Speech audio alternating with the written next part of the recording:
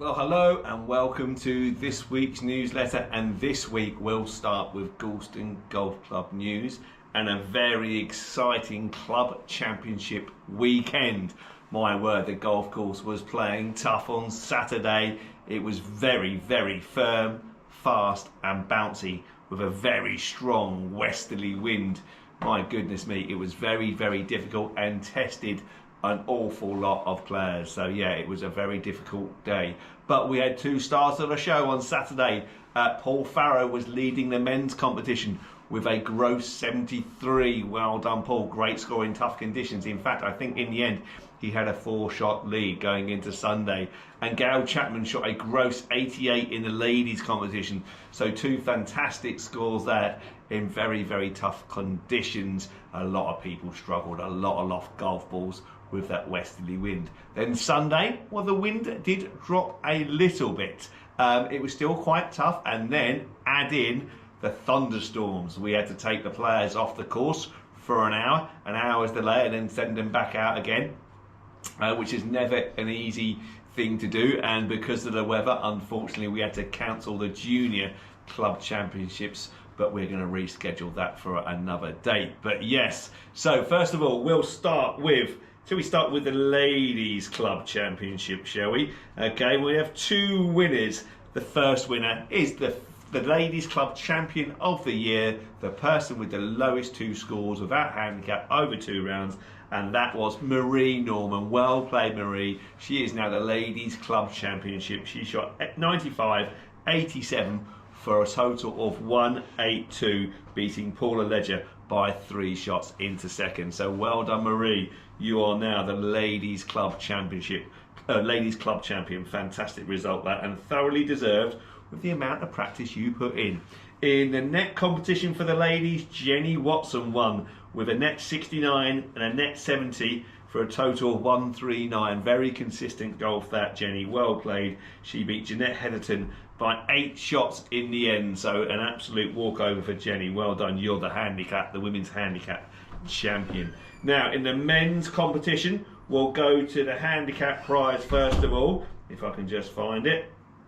In the handicap prize, well, it was a fantastic gross 72, net 65 by Josh Neal in the second round that helped him to win the men's handicap club championship. He won it on countback from Colin Whiteman. Both players shot 141 over 2 rounds, but Josh just beat Colin on countback thanks to his net 65 on the second day. Best score of the weekend, that. Well done, Josh, and a gross 72 off your 7 handicap was fantastic, which was also the best gross score of the weekend as well. So great golf, Josh. You are now the men's handicap club champion. Unlucky Colin just lost out on countback. Now the men's club champion was very exciting. As I said earlier, Paul Farrow shot a gross 73 on the Saturday. Really tough conditions, had a 4-shot lead going into Sunday.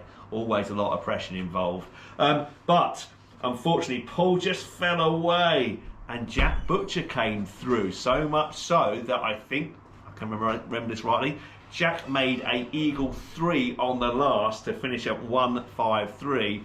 And I think Paul made a bogey on the last to also finish on 153 for 2 rounds. So 11 over par in those tough conditions. So they had to go to a playoff, and we had a 3-hole aggregate score playoff, and Jack Butcher won by 1 shot. Well done, Jack. So Jack is out now our men's club champion.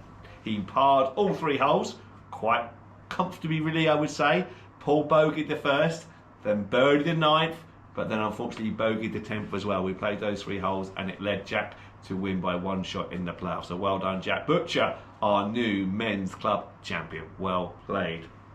Right, in other Galston Golf Club news, we'll go back to last Wednesday's Ladies Texas Scramble, where Gail Chapman, Linda Atkins and Jane Standen won with a net 61. Well done to you 3 ladies.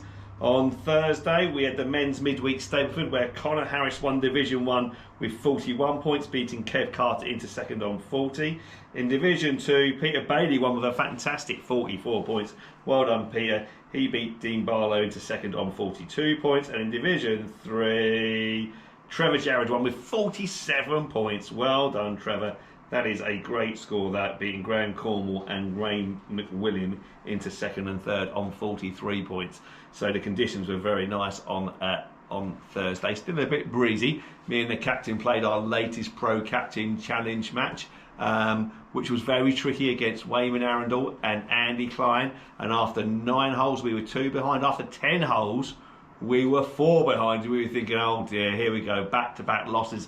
But then suddenly, out of nowhere, I started to play a bit better. David started to play a bit better. And we played the last 8 holes in 6 under par to actually win it by 4 shots in the end. So we had a big 8-shot turnaround over the last 6 holes. So that was a great win. We were really, really pleased, really surprised. I actually played reasonably well for those last 8 holes, and so did David as well. And we made 6 birdies between us. So yeah, good golf that. Thanks, Wayman. Thanks, Andy, for a good game. Thoroughly enjoyed your company. But yeah, we just managed to nip it in the end. So that was a good game. And it makes a difference, didn't that? It was a sort of southeasterly wind on Thursday afternoon, which makes the golf course so much easier rather than that westerly wind, which helps us on no holes apart from the first. At least with the southeasterly, it's blowing off the sea, but also helps those longer holes, 5, 6, 8, 16, 17, 18. It makes those holes a little bit easier, doesn't it? Hence the scoring was also good in the midweek Stableford. So it's amazing how much that wind direction can play such a difference to this golf course, as if we didn't know that already. But yeah, another good victory for me and David. That's now, I think, 9 wins and only 2 losses. So yeah, we're getting through them. This week we've got Matty G and Ray Pope, so very much looking forward to that. Right, now let's move on to shop news, and we've just taken delivery of the new Ping i240. They look very nice. Look at those.